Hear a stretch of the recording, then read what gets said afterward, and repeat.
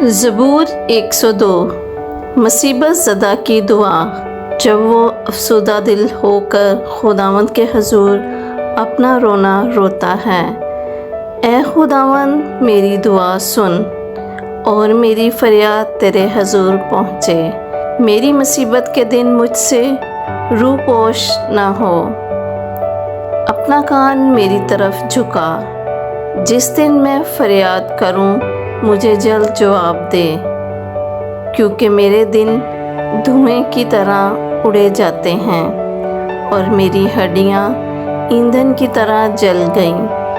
میرا دل گھاس کی طرح جھلس کر سوکھ گیا، کیونکہ میں اپنی روٹی کھانا بھول جاتا ہوں۔ کراہتے کراہتے میری ہڈیاں میرے گوشت سے جا لگیں۔ میں جنگلی حواسل کی مانند ہوں، میں ویرانے کا الو بن گیا۔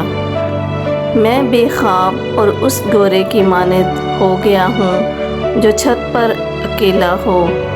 میرے دشمن مجھے دن بھر ملامت کرتے ہیں، میرے مخالف دیوانہ ہو کر مجھ پر لعنت کرتے ہیں، کیونکہ میں نے روٹی کی طرح راکھ کھائی اور آنسو ملا کر پانی پیا۔ یہ تیرے غضب اور قہر کے سبب سے ہے، کیونکہ تو نے مجھے اٹھایا اور پھر پٹک دیا۔ میرے دن ڈھلنے والے سایہ کی مانند ہیں اور میں گھاس کی طرح مرجھا گیا ہوں، لیکن تو اے خداوند ابد تک رہے گا اور تیری یادگار پشت در پشت رہے گی۔ تو اٹھے گا اور سیون پر رحم کرے گا، کیونکہ اس پر ترس کھانے کا وقت ہے۔ ہاں، اس کا معین وقت آ گیا ہے، اس لیے کہ تیرے بندے اس کے پتھروں کو چاہتے اور اس کی خاک پر ترس کھاتے ہیں۔ اور قوموں کو خداوند کے نام کا اور زمین کے سب بادشاہوں کو تیرے جلال کا خوف ہوگا، کیونکہ خداوند نے سیون کو بنایا ہے، وہ اپنے جلال میں ظاہر ہوا ہے۔ اس نے بے کسوں کی دعا پر توجہ کی اور ان کی دعا کو حقیر نہ جانا۔ یہ آئندہ پشت کے لیے لکھا جائے گا، اور ایک قوم پیدا ہوگی جو خداوند کی ستائش کرے گی، کیونکہ اس نے اپنے مقدس کی بلندی پر سے نگاہ کی۔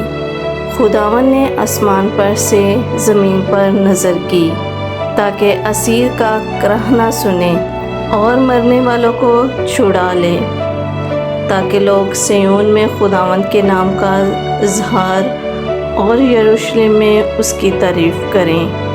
جب خداوند کی عبادت کے لیے قومیں اور مملکتیں مل کر جمع ہوں، اس نے راہ میں میرا زور گھٹا دیا، اس نے میری عمر کو طے کر دیا۔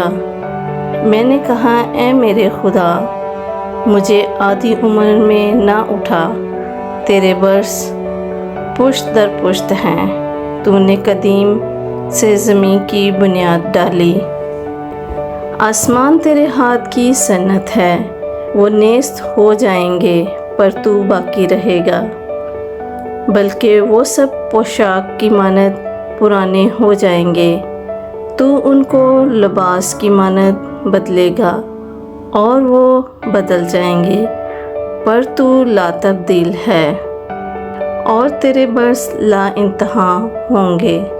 تیرے بندوں کے فرزند برقرار رہیں گے اور ان کی نسل تیرے حضور قائم رہے گی۔ آمین۔ Subscribe.